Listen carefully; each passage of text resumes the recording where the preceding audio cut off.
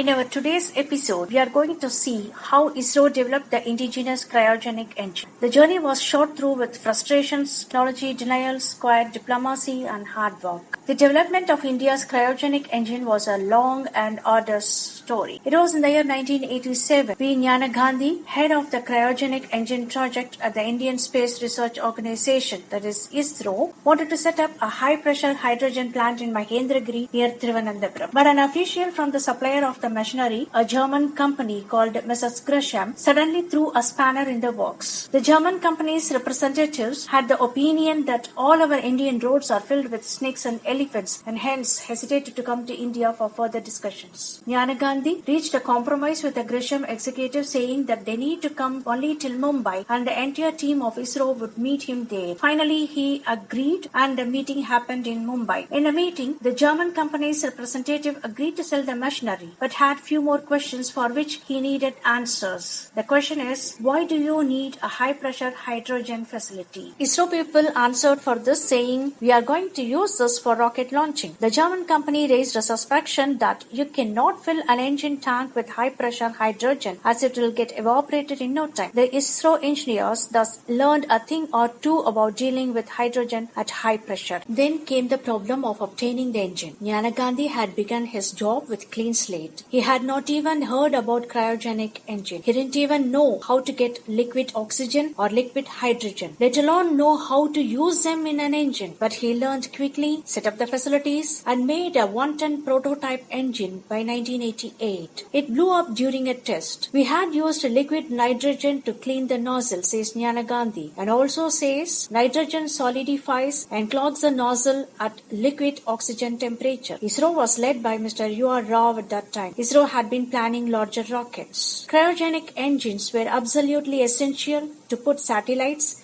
in geostationary orbit, but the technology was difficult and a closely guarded secret. India had offers of engines. US firm General Dynamics offered first at a high price, and so did the French. It was then that Russia, which was going through difficult times, offered it at a reasonable price. India signed a deal in 1991 for 2 engines and the technology. Everything looked good, but soon wasn't. The Americans pressurized the Russians into reneging on the deal, saying its engines will be used for nuclear missile and hence the ISRO would get the engines but not the technology. Mr. U.R. Rao went to talk to the Americans and to tell them something that everybody knew. Cryogenic engines cannot be used in a missile, but the US had strong commercial interests in denying India the technology. Mr. Rao's meeting with the Vice President was futile. Mr. Rao then negotiated with the Russians, saying ISRO had paid too much money for 2 engines and as you Russians are not giving the technology, give 6 more engines. Eventually, ISRO got 7 engines. However, flying them was not a simple matter as there were no data about their performance. The engines that ISRO got hadn't been flown yet in any rocket. ISRO engineers discovered they had to work hard to make the engines fly in the launch vehicle. We found that the Russian engines did not perform as well as we expected, says Mr. Vishnu Karta, who now heads the cryogenic project. The ISRO faced the next problem of developing the technology. If flying the Russian engines was hard, copying the engine design was harder. The Russians had designed these engines in 1960s but not flown them, probably because their flights were not ready still. Moreover, they used a technology called stage combustion that was efficient but difficult. It made the engine a bit heavy but gave the highest efficiency for a specific amount of propellant. The indigenous engines had to be exactly like the Russian engines. The GSLV has already been planned based on them. The Indian government gave a formal approval to the cryogenic upper stage project in 1994. The budget was Rs 300 crore. ISRO then made a key decision of involving the private industry from the beginning. The 2 major private industrial partners were Godrej and the MTAR Technologies. Godrej set up the rotary vacuum brazing facility in Mumbai. Brazing was a key and difficult technology and setting up the facility took more than a year. MTAR made the turbo pump and some other components. The sophistication of the cryogenic engine would be obvious from a few simple facts. The liquid hydrogen is kept at minus 253 degrees centigrade. The turbo pump operates at 500 degrees centigrade and rotates 40,000 times a minute. The combustion temperature is around 3000 3000 degrees centigrade. The pressure is high inside the combustion chamber, that is 60 times the atmospheric pressure. The chamber wall has to withstand the high pressure and temperature. No material can withstand a temperature of 3000 degrees centigrade, and so the combustion chamber wall was to be cooled. The next biggest problem arose, that is lifting off. ISRO's cryogenic team made the first 7.5-ton engine in 2000. It blew up while being tested. The hydrogen valve had prematurely closed, affecting the oxygen-hydrogen ratio in the combustion chamber. After each failure, the team went back not to the Russian engines but to the drawing board. They succeeded finally in 2002. The indigenous cryogenic engine was qualified in 2003. It took another 4 years to integrate it with GSLV, but the first flight failed in 2010 as the engine shut down 3 seconds after ignition. ISRO then conducted a thorough review of the entire GSLV project. For the cryogenic engine, special vacuum testing facilities were created at Mahendragiri by 2013 and every likely cause of failure was looked into. A few days before the GSLV flew on January 5, ISRO officials conducted a review meeting to clear the vehicle for launch. Such meetings usually take several hours. This one ended in just 45 minutes. Every possibility had been analyzed and project leaders were quietly confident. Finally, it flew. When it flew, the GSLV put the satellite into orbit with a precision never possible with the Russian engines. The older generation that led the first cryogenic engine development has retired. It has been such a long journey. It gave the younger generation now in command a deep understanding of cryogenic technology, and they have long stint left in ISRO. Thank you.